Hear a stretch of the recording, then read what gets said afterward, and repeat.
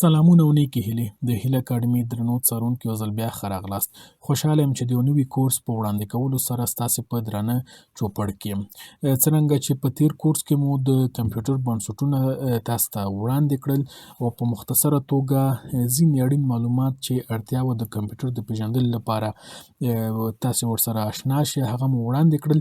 که چیرې تاسې لومړني زده کوونکي یاستئ او غواړئ له پیل څخه کمپیوټر زده کړئ نو ښه به وي چې هغه درسونه هم تعقیب کړئ. د مایکروسافټ په بخښنې سره د کمپیوټر د بنسټونو یا فنډامنټلز اف کمپیوټر هغه کورس مو هم تعقیب کړئ چې تقریبا 10 درسونه دي او په مختصره توګه ځینې اړین معلومات پکې وړاندې شوي دي.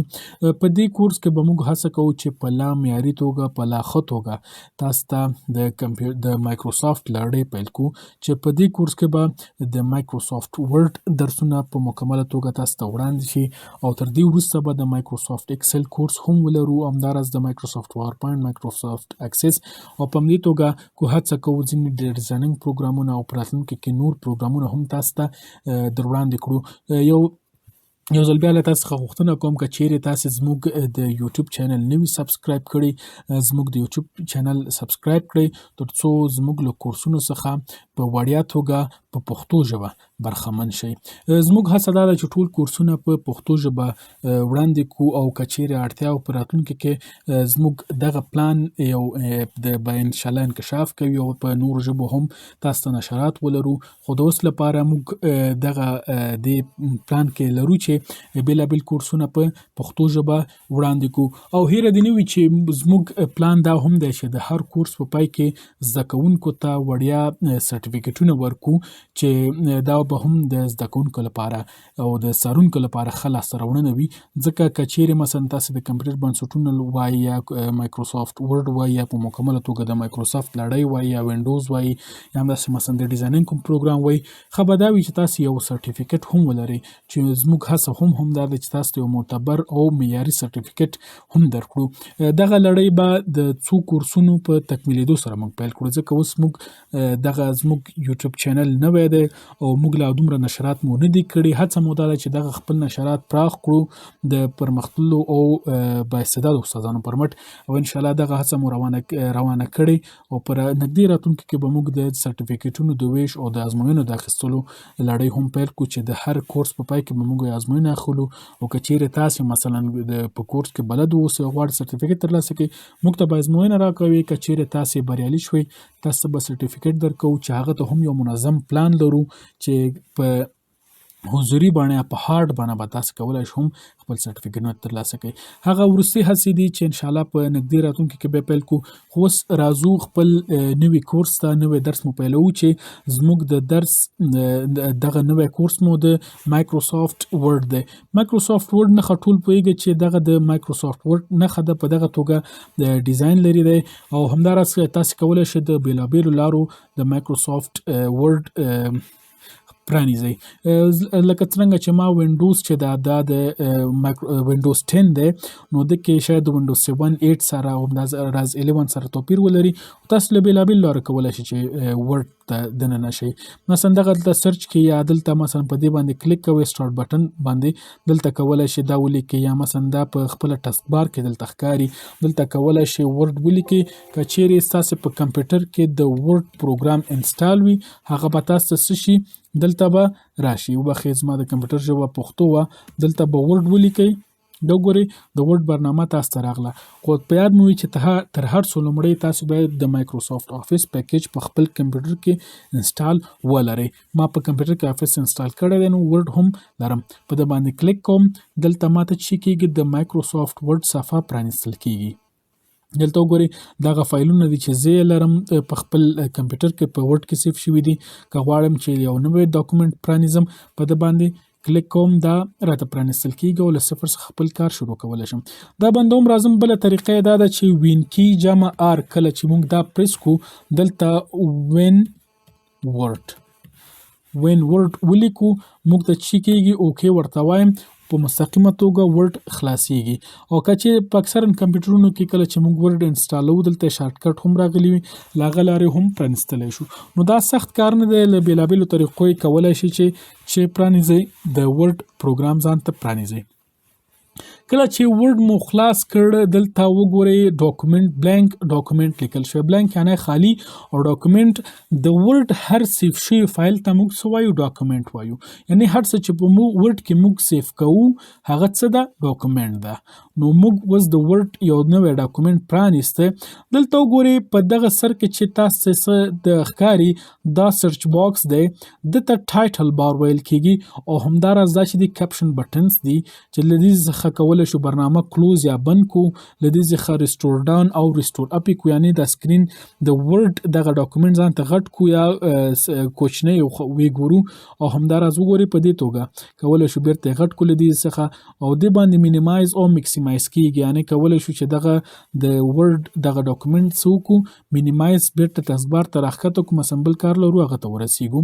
او دا ویل چې دا ټایټل بار دی. د دې ترڅنګ دلته نور اپشنونه هم راغلي دي. دا د سیو اپشن دی، کنټرول چې کله کارول کیږي او د دې ترڅنګ دغه هر کرخه چې تاسو ګورئ فایل، هوم، انزرټ، ډرا، ډیزاین، لی اوټ، ریفرنسز، میلینګ، ریویو، ویو او هیلپ دا ټول هغه څه دي چې د ټیبونو په نامه یادیږي. دا د فایل ټیب ده، دا کله چې له دې څخه وځو هوم ټیب ده، انزرټ ټیب، ډرا ټیب، یعنی دا هر یو ځان ته یو ټیب ده چې بیلابیل کارونه ترسره کوي چې دا به د همدې کورس په لړ کې یو په یو تاسو ټول مکمل تشریح شي چې دا هر یو څه کار کوي. د دې ترڅنګ له دې څخه کولی شو موږ په ورډ کې ښکته پورته یا یوې صفحې ته بلې صفحې ته لاړ شو او همداراز له دې څخه کولی شو دا صفحه غټ او وړوکی کړو، ځان ته برابرې کړو چې دغه 100 په اندازه چې ده دا معیاري سایز ده. د دې ترڅنګ فوکس او همداراز کولی شو ریډ موډ، یعنی ریډ موډ دته وایي چې یو څه ته مثلا کتاب دی خلاصوي صرف ولولې پکې، مثلا کوي وایي چې پکې ایډیټ ونه کم فقط ولولم ریډ موډ باندې کلیک کوو. نو دغه د هغه اپشنونه دي چې تاسو پکې کار کولی شئ.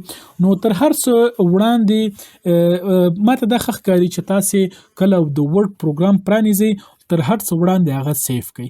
اکثرا استادان شاید له نورو ځایو څخه شروع کړي، خو زه دا وایم چې تر هر څه وړاندې ښه دا ده کله چې تاسو یو ډاکومنټ پرانیزئ تر کار کولو وړاندې هم هغه یو ځل سیف کړئ. سیف د دې لپاره ښه ده چې مثلا شاید تاسو له ډیسکټاپ څخه کار واخلئ یا تاسې مثلا په کمپیوټر کې مثلا ځینې وینډوزونه یې انټرپټ شوي، کله چې کمپیوټر چارج خلاص کړي لپټاپ مو ګل شي، کله چې بیرته توګه خلاصوي نو هغه فایل کې چې تاسو کار کړی وي هغه نه سیف کړو تاسو له لاسه وځي. نو ښه دا ده چې تر هر څه وړاندې فایل سیف کړئ او کله چې کار کوي د کار په جریان کې د سیف شارټکټ چې کنټرول اس ده تر عادي کار وروسته مو هم کنټرول اس ورته وایي چې هغه کار یا هغه هڅه مو بې ځایه لاړ نشي. سیف له کوم ځای څخه کېږي؟ فایل ته راځئ، دلته وګورئ سیف او سیف از لیکل شوی دی.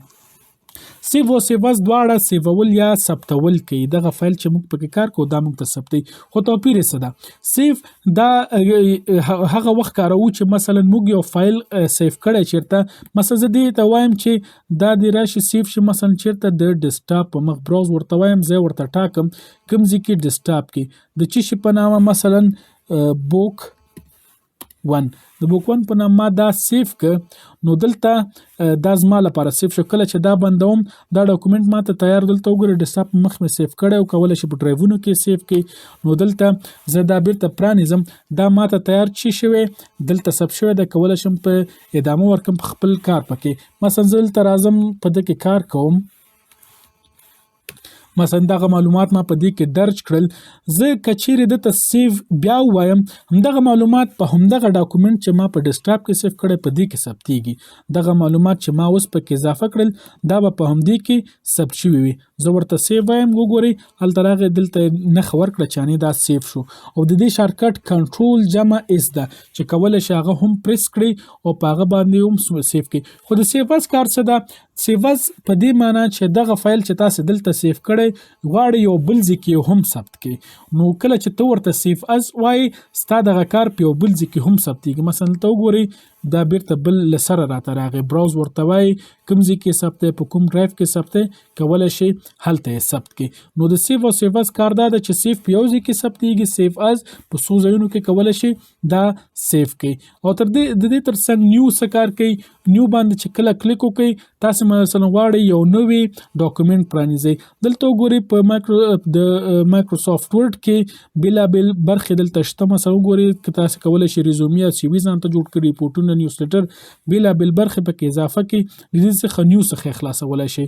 او مثلا که ووایئ چې یا نوی ډاکومنټ یو بل ډاکومنټ مسپیو کې د نیم کار کړی، دویم ډاکومنټ ته هم اړتیا لري، کولی شئ نیو څخه خلاص کړئ. د دې شارټکټ کنټرول ان د نیو. او د دې تر څنګ اوپن څه معنی، یعنی یو فایل تا سیف کړی پخوا غواړئ هغه پرانیزئ. اوپن باندې چې کله کلیک وکړئ دلته وګورئ دغه فایلونه به تا سره شته، کوم یو غواړئ ځان ته خلاص کړئ. یعنی کوم پخوانی فایل چې تا سیف کړی ثبت کړی هغه غواړئ له سره خلاص کړئ، اوپن ورته وایي. د اوپن شارټکټ شی ده کنټرول او. نو اوپن په دې توګه کېږي. پرنټ هم څه کار کوي، دا چې دا یو کله چې یو څه غواړئ مثلا پرنټ کړئ، تاسې یو مثلا کتاب، مقاله یا کورنۍ دنده مو لیکلې غواړئ هغه پرنټ کړئ، د چی څخه استفاده کوي، کنټرول پی څخه. نو همداراز دا کلوز څخه هم استفاده کولی شي بند یې کړئ. نو دا ټول هغه چارې دي چې په فایل ټب کې تر سره کوي. او دلته پرنټ کې مونږ یادونه وکړه چې مثلا تاسې په ورډ کې کتاب یا چپټر یا کوم بل څه رامنځته کړي وي. او ښه دا ده چې دا هم تاسو ته ووایم چې په ورډ کې که چیرې تاسې نابلده اوسئ، ورډ د بېلابېلو چارو لپاره استفاده کیږي. لکه مثلا تاسې غواړئ خپله کارخانګي کورنۍ دنده پکې ولیکئ، اخبارونه ته پکې جوړ کړئ، ځینې ابتدایي ډیزاینونه پکې وکړئ، کتابونه پکې ولیکئ. او همداراز مثلا مونوګراف کله چې تاسو لیسانس څخه فارغېږئ هغه پکې ولیکئ، خپل تیزس پکې برابر کړئ، بېلابېل کارونه پکې کېږي. حتی کولی شئ کتابونه پکې کمپوز کړئ که چې هغه هم یوه بېله برخه یا فیلډ ده چې که وخت انشاءالله به هم تاسو ته در وښایم. نو په ورډ کې بېلابېل د لیکلو چارې کېږي. حتی مثلا تاریخ، تعلیم، حاضري کولی شئ په ورډ کې ډیزاین کړئ، ټیبل انسرټ کېږي. دا ټول هغه چارې دي چې په دې کې کېږي. او تاسو ته بیا کله چې په درس کې کوم اپشنونه راغله تاسو ته وایي شو دغه اپشن دغه کار کوي، په دغه ځای کې ترې استفاده کېږي. نو انشاءالله هغه وروستي خبرې دا به ټول تاسو ته در وښیو. نو دا د ورډ هغه ابتدایي یا لومړني معلومات یا لومړنی درس چې تاسو ته وړاندې کړو. خدای دې کړي یو څه ترې زده کړي وي. او په راتلونکي درس کې به انشاءالله تاسو ته د هوم ټیب در پیژنو چې دا کوم کارونه کوي. له پیسټ شروع کوو، همداسې ورو ورو پر مخ ځو تر سلیکټه پورې چې په څو جلسو کې مو نوم ته مناسب ښکاره شو. تاسو ته به دا وړاندې کړو انشاءالله چې ډېر څه به ترې زده کړئ. نو بیا هم تاسو ته وایم که چیرې زموږ چینل مو نه وي سبسکرایب کړی، د هیله ټیک اکاډمي یوټیوب چینل سبسکرایب کړئ تر څو لا ډېر درسونه په معیاري توګه او په پښتو ژبه په وړیا توګه تاسو ته در ورسېږي او ویې شئ کولی او څه ترې زده کړئ. تر بیا ښې چارې.